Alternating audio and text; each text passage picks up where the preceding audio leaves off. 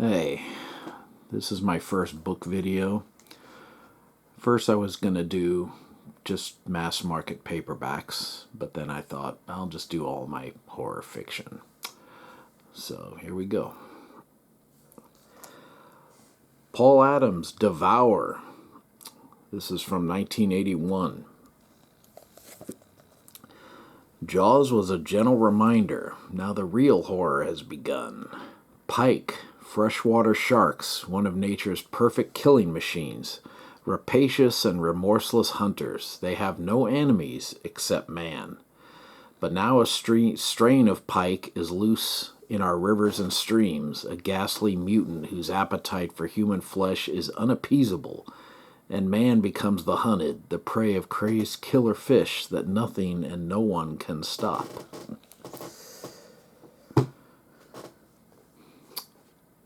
Okay, and Are You Afraid of the Dark by Seth C. Adams. This came out in 2019. Says you never know what's lurking out of sight. Dealing with the tragic death of his father, 14-year-old Reggie finds the isolation of the woods near his house comforting, until one day a man, stumbling, bleeding, clearly distressed, emerges from the shadows. Reggie hides the man in his treehouse and helps the stranger recover. Each with stories to share, soon the pair form a strange friendship. But then Reggie learns that his new friend is a ruthless contract killer, and when the killer decides to make a break for it over the Mexican border, with law enforcement in hot pursuit, Reggie must decide whether to honor the bond with his newfound father figure or betray it and bring a brutal murderer to justice.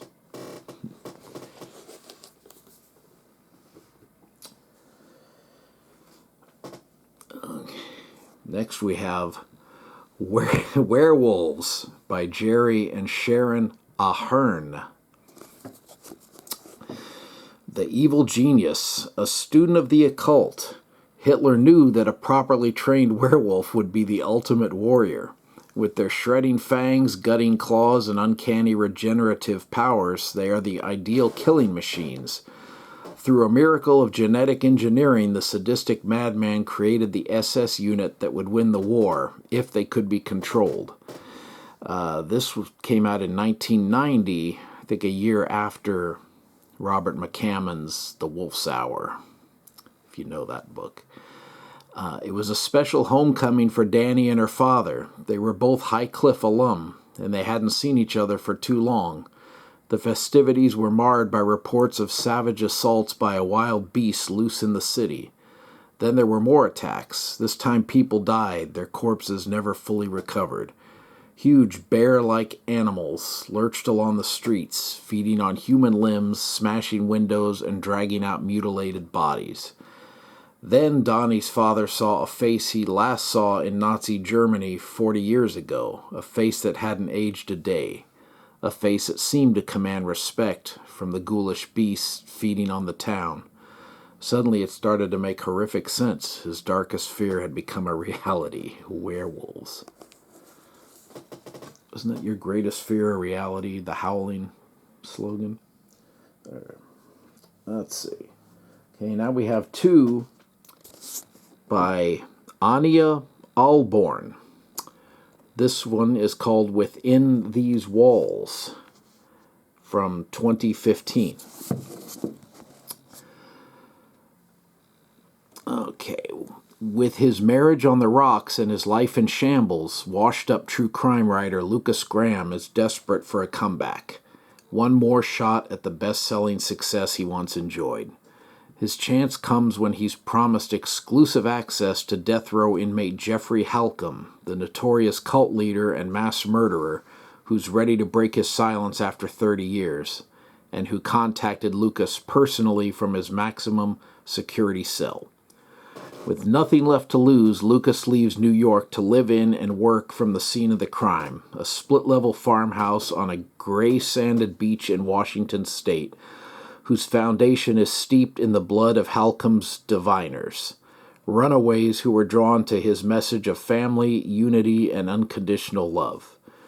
There, Lucas sets out to capture the real story of the departed faithful, except that he's not alone. For Jeffrey Halcomb promised his devout eternal life, and within these walls they're far from dead.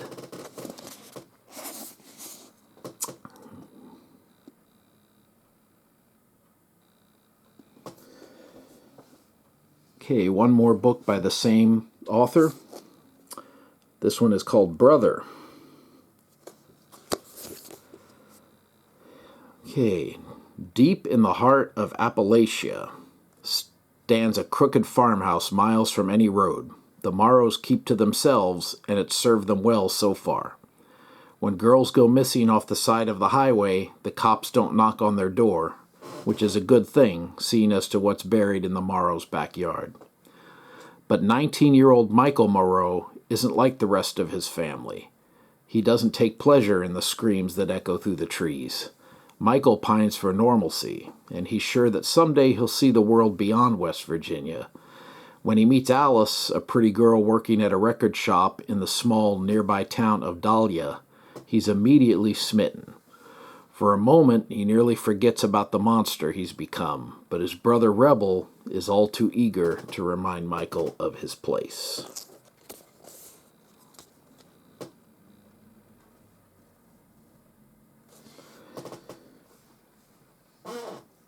Okay, next we have... Oh, that book was also printed in 2015. Came out. Next we have Youngblood by Katina Alexis. The emergency patient was named Ariadne. She was young and very beautiful, and she was in a very strange coma. Dr. Electra Karatassos stared down at the girl, feeling an unsettling sense of kinship with her. She shook herself. There is no bond between them. How could there be? But there was. Slowly, Electra came to realize that an evil of unspeakable power was gathered about Ariadne, an ancient evil that had nothing to do with the cool white American light of modern medicine, and everything to do with the dark future of the world. This came out in 1982.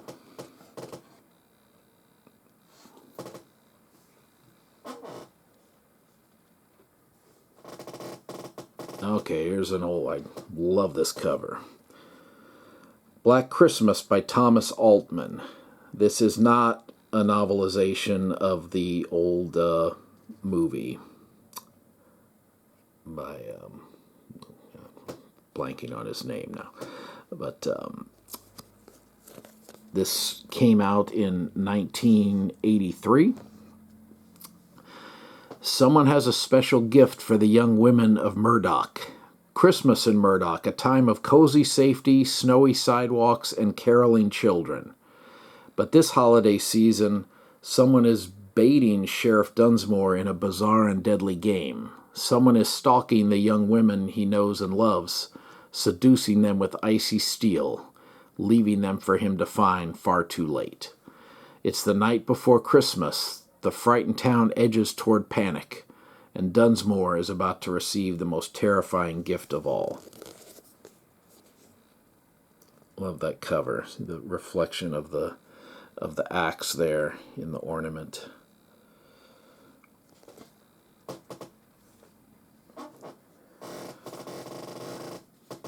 Okay, next one is Resurrection Pass by Kurt Anderson. This came out in 2017. It says, it is real. Some call it a spirit, a demon. Others, an all-consuming force of nature. According to Cree legend, it goes by the name of Wendigo. For 100 years it has been sleeping, resting beneath the earth, buried in a godless no-man's land known as Resurrection Pass. It is rising. Led by half-Cree guide Jake Trueblood, a clandestine team of exploratory miners enter a remote valley in the Canadian wilderness. Searching for veins of untapped rare earth elements, they began drilling into the spongy soils of the forest and uncover something unbelievably large, unspeakably grotesque, and inexplicably alive. It is ravenous.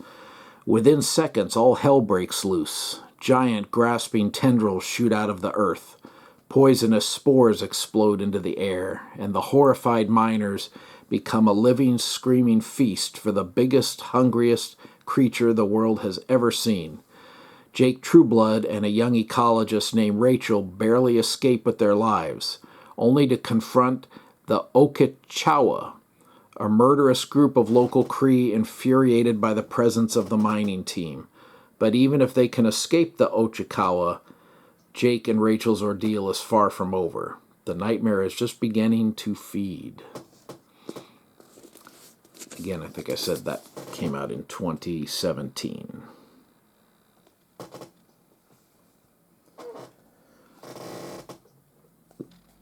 Here we have Blood Right by Michael Falconer Anderson.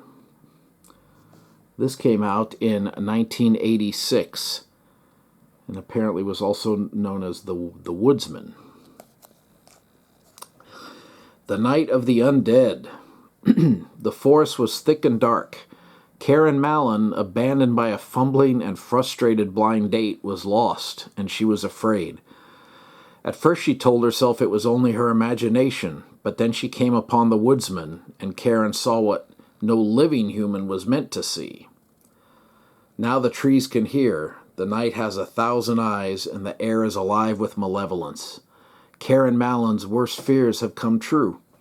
She has seen the woodsmen with their ancient and unspeakable needs, and she is fleeing for her life. But each turn takes her deeper into that shadowy, tangled wood, and they are everywhere.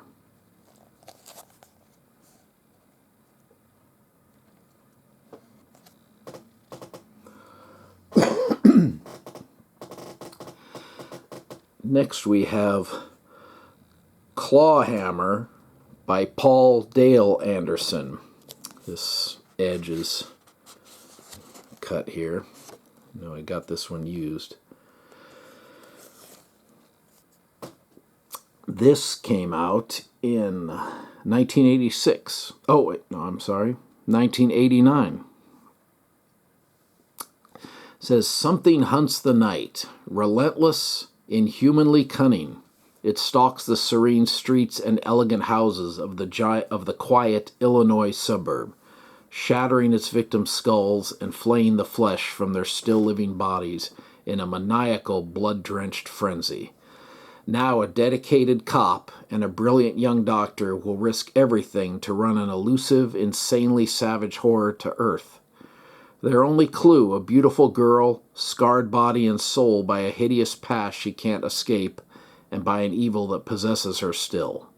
Their only hope, untangling the dark, terrifying secrets of her past in a desperate race to uncover the truth. But very soon their quarry will make them the hunted, trapping them in a nightmarish choice between an unspeakable death or endless, mind-ripping agony.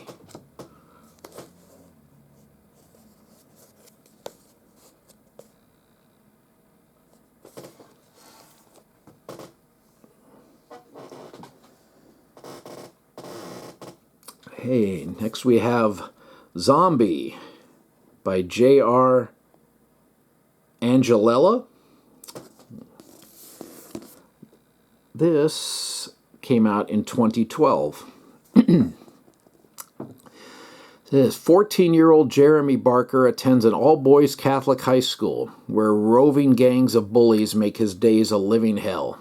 His mother is an absentee pillhead, his older brother a self-diagnosed sex addict, and his father disappears night after night without explanation. Jeremy navigates it all with a code cobbled together from the zombie movies he's obsessed with. Night of the Living Dead, 28 Days Later, Planet Terror, Zombieland, Dawn of the Dead, and others. The code is put to the test when he discovers in his father's closet a bizarre homemade video of a man strapped to a bed, being prepped for some sort of surgical procedure. As Jeremy attempts to trace the origin of the video, this remarkable debut moves from its sharp, precocious beginnings to a climax of almost unthinkable violence, testing him and the reader to the core.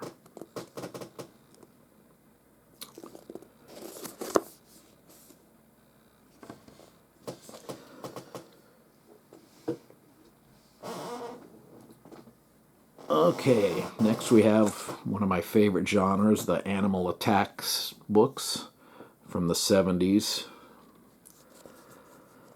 Rabid by David Ann. This came out in 1977.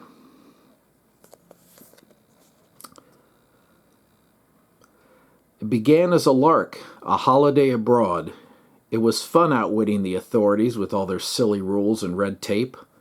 Asp was just an ordinary little dog. They would smuggle her into the country. No one need ever know. But under the soft fur, behind the limpid eyes, lurked an unimaginable horror. It would lash out to grip a town, a nation, in a convulsive nightmare of terror. And when the virus mutated, became airborne, all mankind would know what it meant to be rabid.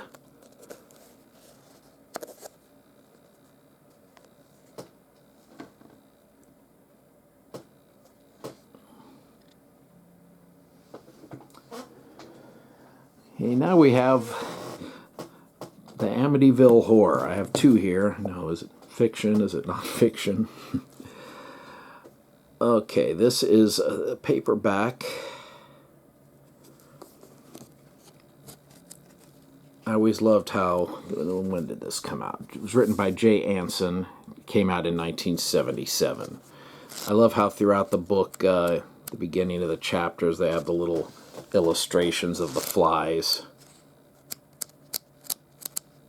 Throughout, I always liked that. The phenomenal bestseller that stunned the country. In December 1975, the Lutz family moved into their dream home, the same home where Ronald DeFeo had murdered his parents, brothers, and sisters just 1 year earlier. The psychic phenomena that followed created the most terrifying experience the Lutz family had ever encountered, forcing them to flee the house in 28 days, convinced that it was possessed by evil spirits. Their fantastic story, never before disclosed in full detail, makes for an unforgettable book, with all the shocks and gripping suspense of The Exorcist, The Omen, or Rosemary's Baby, but with one vital difference: the story is true. So that's the paperback one. This is the same thing in one of those hardbound things. Same thing. Just for, and what is the company that they're called? Permabound.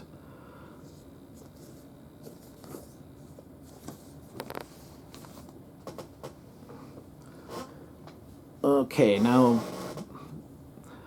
the other book written by Jay Anson came out in 1981. I believe he's deceased before it came out. This is one of those die-cut covers. I love that illustration there.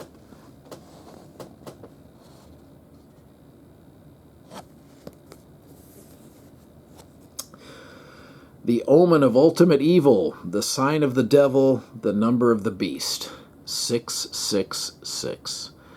That was the hell-black number on the old house that suddenly appeared on Sunset Brook Lane. Inside, a red light flickers from an unseen source. Inside, mocking figures stare down from the windows in a grotesque mimicry of bloody horrors. Inside, an ancient supernatural relic waits for human hands to lift it, for human eyes to see its diabolical visions. For this is no ordinary house. This is a house that appears and disappears from time to time, place to place, to haunt the lives of the innocent. A house where the same bloody, dreadful, eternal crime occurs again and again, bringing its victims to the brink of hell, into the hands of the devil himself. And for Keith and Jennifer Olsen, its door has just swung open.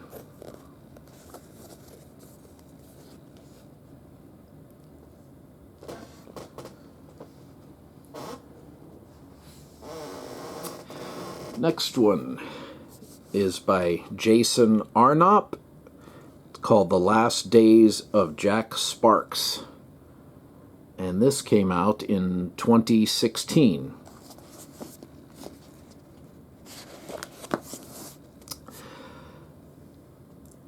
says, Jack Sparks died while writing this book. It was no secret that journalist Jack Sparks had been researching the occult for his new book. No stranger to controversy, he'd already triggered a furious Twitter storm by mocking an exorcism he witnessed. Then there was that video, 40 seconds of chilling footage that Jack repeatedly claimed was not of his making, yet was posted from his own YouTube account. Nobody knew what happened to Jack in the days that followed, until now.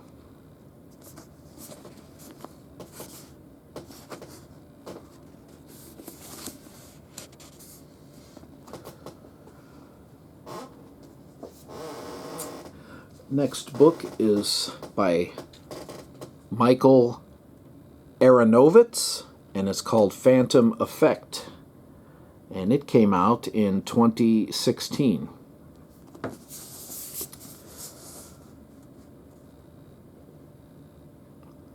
As a serial killer receives the most terrifying comeuppance of all, reliving his crimes through the eyes of his victim. Jonathan Martin Delaware DeSeranto is a 6'5" serial killer with a problem. He's stuck out on I-476 in a heavy November rainstorm with 2 flat tires and the dead bodies of a cop and a co-ed named Marissa Madison in his trunk. Desperate to get off the highway, he drives his car on its back rims toward exit 6. The car stalls on the ramp, and DeSeranto uses the last of its momentum to plunge over the crest of a steep slope and crash into a length of concrete pipe below. The car comes to rest on the edge of a construction site where machines are positioned to tear down an old Motel 6. For DeSeranto, the worst is yet to come. Marissa Madison had been a psychic of sorts while alive, using her ability to assist people in their personal journeys. Now the ghost of Marissa will utilize her strange gift, trapping DeSeranto in the abandoned motel and forcing him to live the last fatal week of her own life as a passive passenger in her body. Soon, DeSeranto will experience something truly horrific, the mind-numbing terror of being stalked by himself.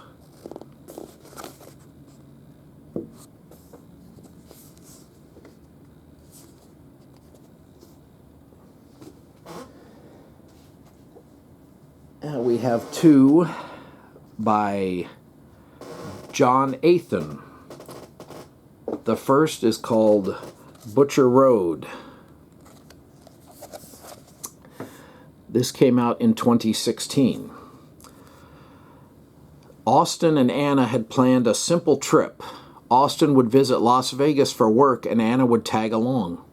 The couple, however, were not aware of the terror lurking on Butcher Road, a lonely road plagued by violent murder and human trafficking. When they stumble upon a wrecked station wagon and a bloodied hitchhiker, the pair find themselves trying to survive a terrifying night.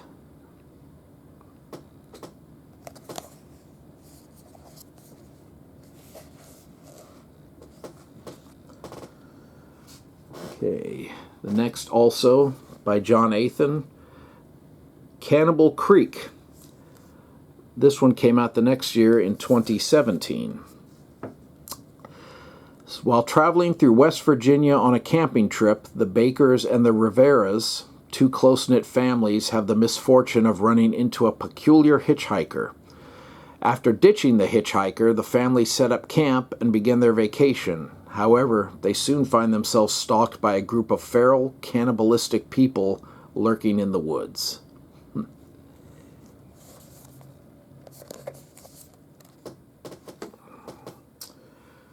And our last one for today, the last of my A's of horror fiction, is Bad Man by Dathan Auerbach.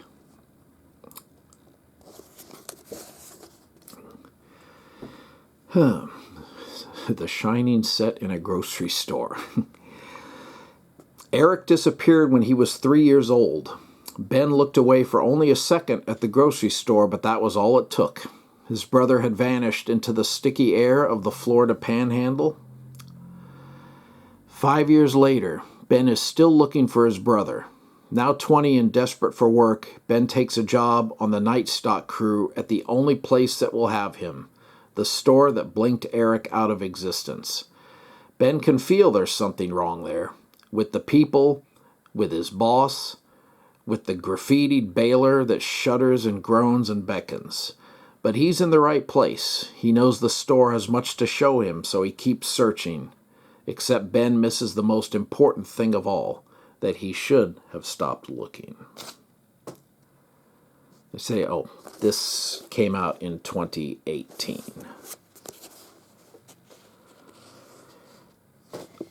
And that's it for today. Get this on there and see how it goes, and then maybe I'll be back starting with the B's of my horror fiction collection. All right, everyone, take care.